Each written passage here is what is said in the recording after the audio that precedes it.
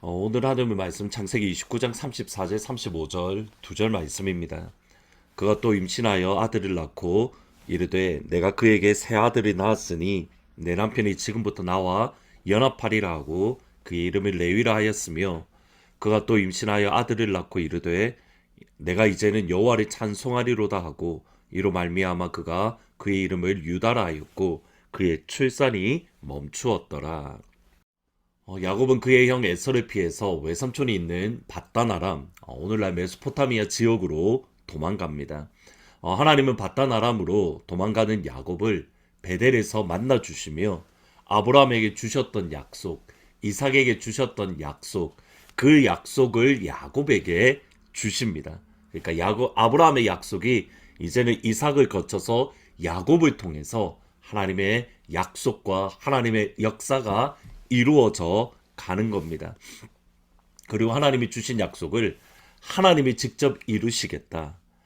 야곱이 아니라 하나님이 직접 이루시겠다라고 말씀하시며 그 약속을 이루기까지 야곱을 지키시고 보호하시고 또 야곱을 직접 다시 가나안으로 인도하시겠다라고 약속을 합니다. 하나님의 약속을 받은 야곱은 밧단 아람에 무사히 도착합니다. 저희들은 이 말씀을 읽을 때에 그렇게 감동이 없습니다. 그냥 밧단 아람에 갔다, 그런가 봐. 그런데 이 당시 시대적 상황을 생각해 보면 야곱이 밧단 아람에 무사히 갔다는 것은 정말 놀라운 일입니다. 대략 한 800km 정도 떨어진 곳으로 많은 강도와 또 많은 맹수와의 위협과 위험이 있습니다. 실제로 야곱의 시대로부터 대략 한 1500년 이후의 사람인 느헤미야가 안전하게 가나안으로 거의 같은 길인데 안전하게 돌아오기 위해서 군대를 동원을 했던 것을 보면 알 수 있습니다.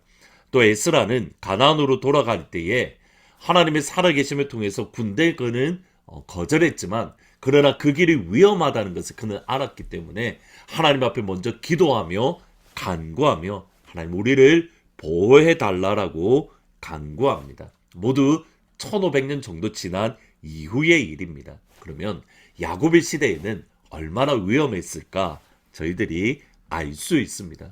그런데 하나님의 은혜로 안전하게 도착했습니다. 하나님이 지켜주십니다. 이렇듯이 우리 삶에 보이지는 않지만 하나님의 지켜주심, 하나님의 보호하심, 하나님의 공급하심, 하나님의 이끌어주심, 한 찬송가의 고백, 찬양의 고백처럼 우리 삶에 당연한 것은 단 하나도 있지 않습니다. 밧단 아람에 도착한 야곱은 자신이 처음 만났던 라헬을 사랑했고 그녀를 위해서 7년 동안 일함으로 결혼 지참금을 대신 하겠다라고 말을 합니다. 7년 동안 일하는 건 사실 결혼 지참금으로서 엄청 많은 액수입니다. 과한 액수입니다. 야곱은 라헬을 위해서 7년 동안 일했지만 라헬을 사랑한 까닭에 수일처럼 여겼습니다. 29장 20절에 보시면 야곱이 라헬을 위하여 7년 동안 라반을 섬겼으나 그를 사랑하는 까닭에 7년을 며칠처럼 여겼더라. 우리가 예수님을 사랑하는 그 사랑, 야곱이 라헬을 사랑했던 그 사랑이 우리에게 있다면 예수님을 기다리는 것 며칠처럼 기다릴 수 있습니다. 예수님의 사랑하는 그 사랑으로 주님의 오심을 기다릴 수 있는 겁니다. 야곱은 라헬을 위해 7년을 섬겨갔다고 했을 때에 라반은 흔쾌히 그 말을 받아들였습니다. 그런데 기일이 되었을 때에 라반은 라헬을 아내로 보낸 것이 아니라 그의 언니였던 레아를 먼저 아내로 보냅니다. 이렇듯이 지금까지 남을 속였던 야곱이 이제 이 시간 동안 20년의 시간 동안 야곱은 라반에게 속임 당하기 시작합니다. 29장 25절에 보시면 야곱의 말입니다. 야곱이 아침에 보니 레아라 라반에게 이르되 외삼촌이여 어찌하여 내게 이렇게 행하셨습니까? 내가 라헬을 위하여 외삼촌을 섬기지 아니하였나이까? 외삼촌이 나를 속이심이 어찌 됨이니까? 지금까지 끊임없이 다른 사람들 속이고 그러므로 자기가 원하는 것을 쟁취했던 야곱이 이제 드디어 속기 시작했습니다. 이 모든 시간들을 통해서 하나님은 야곱을 성품을 다듬어 가시며 야곱을 하나님의 사람으로 하나님의 형상을 드러내는, 그리고 어떠한 가운데에서도 주님을 믿는 그 한 사람으로 하나님은 야곱을 세워 가십니다. 그런데 야곱만 세워 가신 것은 아닙니다. 야곱과 그의 온 가족이 함께 하나님의 손을 통해서 그들의 속사람이, 그들의 영혼이 하나님 앞에 새로운 사람으로 변화되어져 갔습니다. 그것이 오늘 읽으셨던 본문입니다. 야곱은 레아를 사랑해서 결혼한 것은 아닙니다. 삼촌에게 속아서 처음으로 그가 속이던 자가 속았기 때문에 레아와 결혼을 했고, 이것 때문에 레아를 향한 마음이 그렇게 편했던 것은 아니었습니다. 라헬을 사랑하는 마음과 레아를 사랑하는 마음 자체가 완전히 달랐던 겁니다. 남편의 사랑을 받지 못했던 레아가 첫 아들을 낳았는데 그의 이름을 르우벤이라고 지었습니다. 32절에 보시면 레아가 임신하여 아들을 낳고 그 이름을 르우벤이라 하여 이르되 여호와께서 나의 괴로움을 보셨으니 이제는 내 남편이 나를 사랑하리로다. 르우벤이라는 뜻은 보라 아들이다라는 의미입니다. 남편의 사랑을 받지 못해 마음 아파하고 괴로워하는 자신을 하나님이 돌보셨고, 내가 이제 자녀를 낳았으니 이제부터는 내 남편이 나를 사랑하며 이제부터는 내 남편이 나를 소중하게 존중하게 여길 것이다 라고 생각을 했던 겁니다. 레아의 마음이 얼마나 괴롭고 아팠는가, 라헬과의 끊임없는 차별을 바라보며 얼마나 그녀가 괴로웠을까, 또 아버지에게 자신의 의사와 상관없이 팔려가는 결혼했던 그 마음, 하나님께서 이제는 위로해 주실 것이다 라고 생각을 했던 겁니다. 근데 르우벤을 낳은 이후에도 여전히 야곱은 라헬만을 바라보았습니다. 그때 둘째 아들이 낳았는데 그 이름을 시몬이라고 지으며 하나님께서 들으셨다. 하나님께서 지금까지 나의 괴로움을 보셨고 나의 아픔을 보셨는데 이제는 하나님이 보실 뿐만 아니라 나의 괴로움을 들으셨습니다. 나의 아픔을 보셨습니다. 그리고 나에게 아들을 주셨습니다. 둘째를 낳았지만 여전히 남편의 사랑을 받지 못했고, 이제 세 번째 아이를 낳았는데 그의 이름을 레위, 연합하다라는 뜻으로 지었습니다. 이제는 남편과 연합될 줄 알았는데 세 명을 낳았으니 이제 남편이 나와 하나가 될 거다라는 기대를 가졌는데 그 기대가 완전히 깨어졌던 겁니다. 그리고 네 번째 아들을 낳았는데 35절에 이렇게 말씀합니다. 그가 또 임신하여 아들을 낳고 이르되 내가 이제는 여호와를 찬송하리로다 하고 이로 말미암아 그가 그의 이름을 유다라 하였고 그의 출산이 멈추었더라. 유다는 하나님을 찬양합니다. 하나님 감사합니다 라는 의미입니다. 지금까지 끊임없이 자녀를 낳음으로 남편과 하나됨, 남편에게 초점이 맞춰지고 남편의 사랑을 받으려고 몸부림을 쳤는데, 근데 이제 넷째 유다를 낳은 이후로 내가 남편이 아니라 하나님 찬양하는 것을 선택합니다. 내가 하나님께 감사하는 것을 선택합니다. 나의 상황, 나의 환경, 나의 여건과 상관없이 나는 하나님을 찬양합니다. 나는 하나님께 감사합니다. 남편이 여전히 나를 사랑하지 않더라도 나는 하나님만을 찬양합니다. 나는 하나님께만 감사합니다. 초점이 하나님께 맞춰져 있습니다. 남편의 사랑을 받지 못해서 나는 불쌍한 여인이야. 나는 사랑받지 못하는 여인이야. 부모님에게도 사랑받지 못했고 남편에게도 사랑받지 못해서 이 마음이 아니라 그 마음을 돌이켜서 나는 주님만을 바라봅니다. 나는 하나님만을 사랑합니다. 나는 하나님께만 찬양합니다. 레아가 변화되었습니다. 사람을 바라보던 시선이 하나님을 바라보는 시선으로 변한 겁니다. 믿음은 우리의 상황과 상관없이 하나님을 찬양하는 것을 선택하는 선택입니다. 하나님께 감사하는 감사를 선택하는 선택입니다. 하나님은 레아가 어떠한 가운데에서도 하나님을 찬양하는 그 찬양을 선택하는 사람으로, 찬양의 사람으로, 감사의 사람으로 하나님의 손이 레아를 다듬어 가시고 이끌어 가시고 만들어 가고 계셨고, 마침내 레아가 찬양의 사람으로, 감사의 사람으로 세워졌습니다. 오늘 하늘문 모든 가족들에게 가족과 또 가정이 하나님을 선택하는, 하나님 감사를 선택하며 하나님 찬양을 선택하는 감사의 사람, 찬양의 사람이 되기를 진심으로 축원합니다.